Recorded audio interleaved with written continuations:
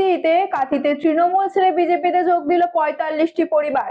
বিজেপিতে যোগ দেওয়া সদস্যদের হাতে দলীয় পতাকা তুলে দেন কাঁথি লোকসভা কেন্দ্রের বিজেপি প্রার্থী সৌমেন্দু অধিকারী, কাঁথি জেলার সাংগঠনিক সাধারণ সম্পাদক চন্দ্রশেখর মণ্ডল ও কাঁথি সাংগঠনিক জেলার বিজেপি সভাপতি অরূপ কুমার দাস।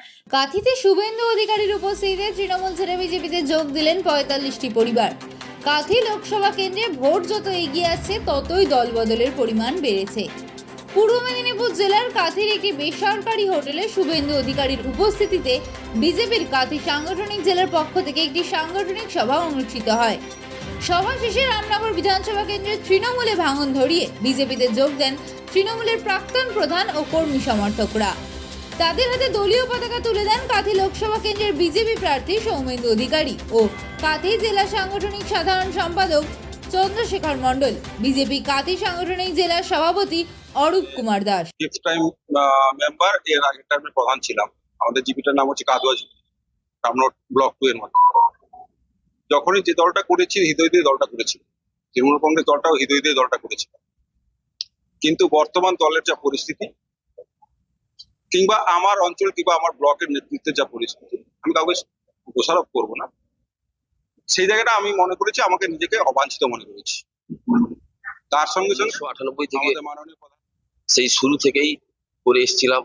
আজকের দিনে এই বিড়ম্বনার যে জায়গা তৈরি হয়েছে দলের ভেতরে, যে চাটুরতা কিংবা চাপিয়ে দেওয়া যে রাজনীতি চলছে সারা পশ্চিমবঙ্গ সহ আমাদের রামনগর বিধানসভা এলাকায়, এবং সেক্ষেত্রে যারা কংগ্রেসের কোনো কোনো লিডার, ওটা ছিল বিজেপির ট্রেলার, এখনো পিকচার বাকি আছে। তো এই ভ্রষ্টাচারী তৃণমূল কংগ্রেস, এই মিথ্যাবাদী তৃণমূল কংগ্রেস, খুন সন্ত্রাসের তৃণমূল কংগ্রেসকে, চোর তৃণমূল কংগ্রেসকে মানুষ প্রত্যাখ্যান করেছে কাঁথি লোকসভা জুড়ে। এটা তার একটি ছোট্ট নিদর্শন।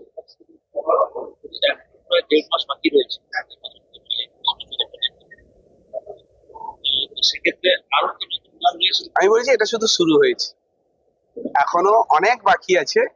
গোটা লোকসভা জুড়ে, যে বিধানসভা জুড়ে যে মডেল তারা চালানোর চেষ্টা করেছিল, আসলে তার ব্যাটনটা এখন বিজেপির হাতে।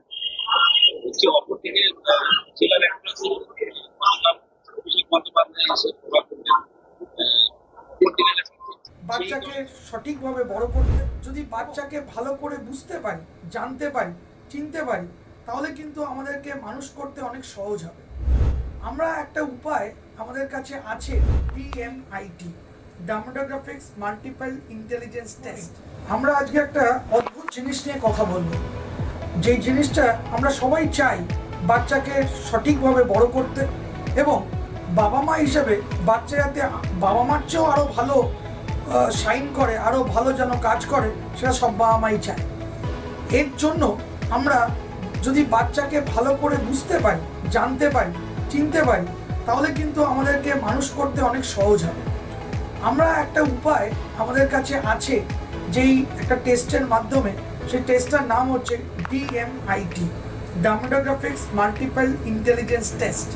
এই টেস্টের মাধ্যমে আমরা বাচ্চার ইনবর্ন ট্যালেন্ট, ইনবর্ন স্ট্রেংথস, বাচ্চার এরিয়াস অফ ডেভেলপমেন্ট, বাচ্চার কোন দিকে ন্যাক আছে, বাচ্চা কীরমভাবে পড়াশোনা করতে চায়, কীরমভাবে লোকের সঙ্গে মিশতে চায়, এই সব জিনিসগুলো আমরা বাচ্চার সম্বন্ধে জানতে পারবো সঠিকভাবে।